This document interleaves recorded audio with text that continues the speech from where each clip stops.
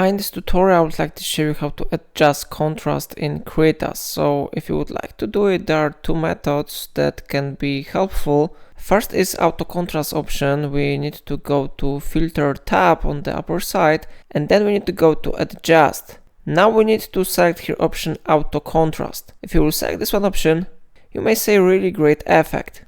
But if you would like to make it manually, you need to go again to filter tab, and then you need to go to adjust. Now we need to go to color adjustment curves, or you can use shortcut from your keyboard Ctrl M.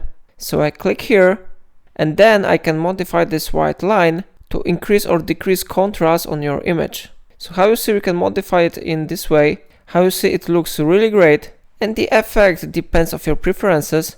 So for example, I will make it something like that, and after that I click OK button to save changes. So it's all for today. If I helped you to increase or decrease contrast in your image in Krita, remember to like this tutorial and subscribe my channel. Please let me know in comment if it solved your problem.